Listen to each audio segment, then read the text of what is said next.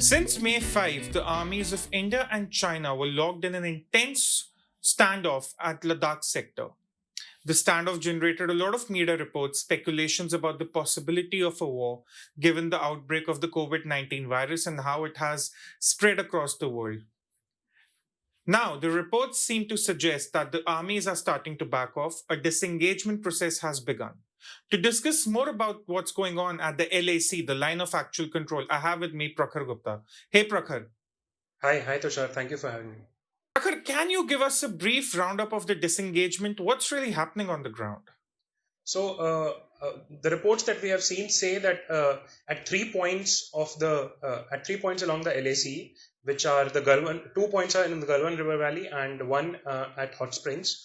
At these 3 points, the armies have moved 2 to 3 kilometers behind the point they were building up at.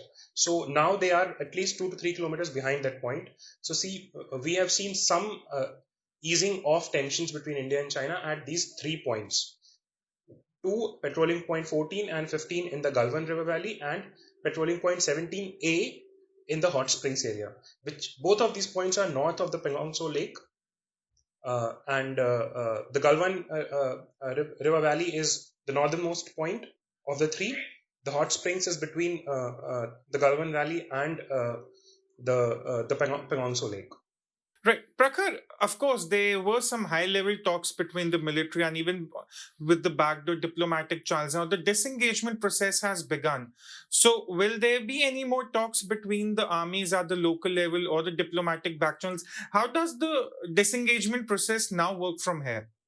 So going forward, we'll be seeing a lot of military and diplomatic talks, both these talks between Delhi and Beijing, and on the ground between the two militaries, the Indian Army and the PLA. So starting today, we'll see some local talks on the ground, and these talks will slowly progress over the next 10 days, and that is the given timeline for now. Also, of course, we don't know how this will progress, so it may be much more longer or shorter. And as I mentioned already, these talks will be at the local level, so local commanders, and then brigadier level, and then the major general level. So slowly the level will continue to increase if we are unable to sort out the issues with local talks. Meanwhile, sure, please go ahead. Meanwhile, Delhi and Beijing will also be talking, and as we heard yesterday, there were some reports suggesting that the National Security Advisor Ajit Doval picked up the phone and talked with some officials in Beijing before the disengagement was announced or leaked to the media, as we saw yesterday in the evening. Prakhar, you made this point about the talks. If they are unable to be resolved at the local level, the diplomatic channels may have to kick in between Delhi and Beijing. So, is it safe to assume that the worst of the crisis is behind us, or it can snowball into another crisis any moment now? How do we see this really? This is a tricky situation, Tushar, because as we now know, there has been no disengagement in the Pagong Tso Lake area. On the northern bank of Pagong Tso, China is in occupation of land which it has been claiming for decades, and there has been no disengagement here. Both sides have built up troops and have brought in equipment, heavy equipment, including artillery pieces, have been brought in. And there has been no disengagement announced in this area. So we don't know how things are going to progress in the future, but definitely this is not the end of the crisis. Far from it.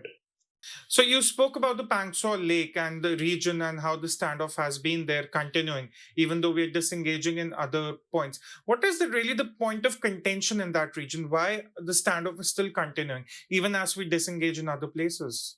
On the northern bank, there are finger-like structures which jut out from the mountains north of Pagong Tso. These fingers are labeled 1 to 8. So finger 1 to finger 8. India physically controls area up to the up to the western end of finger 4. China controls the area east of finger 8. So between finger 4 and finger 8, there is a gray area.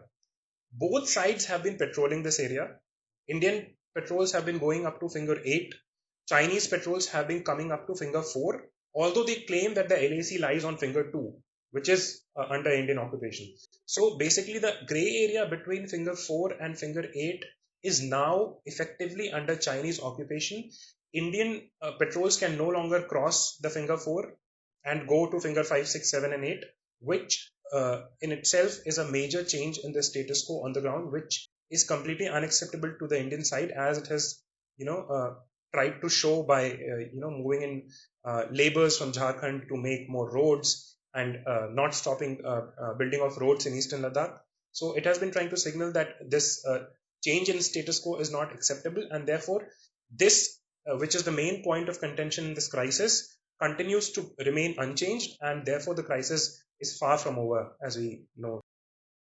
So, Prakhar, of course, the entire standoff began because of the India's big infrastructure push that has been going on in the LAC and which has sped up in the recent years. And of course, the Indian side would continue with its infrastructure push. So, what's likely to happen next? Because the Indian side would want to continue with its road building process, and China would still raise objections to it.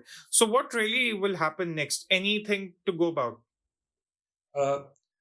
In the past 2 days, we have seen multiple signals from India, or maybe let's say over the last week, we have seen multiple signals from India on the infrastructure push side.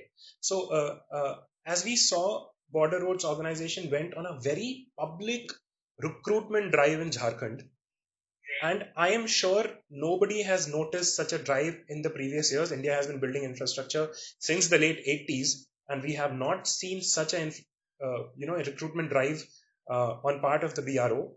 But this was a very public drive in the midst of a very serious dispute with China in eastern Ladakh.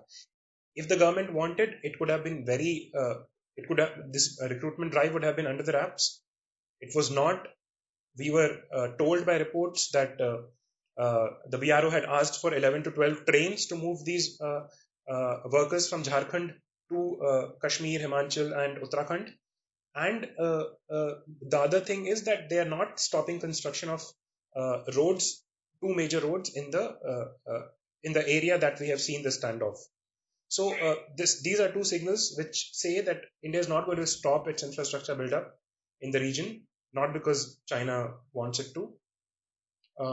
As far as the disengagement process is concerned, as I said already, we'll see simultaneous talks at multiple levels and through multiple channels, which is the diplomatic channel will be active between Delhi and Beijing, while we see local commanders, brigadiers, and major generals meeting on the ground in areas such as Demchok, the place where the meeting took place on 6th of June.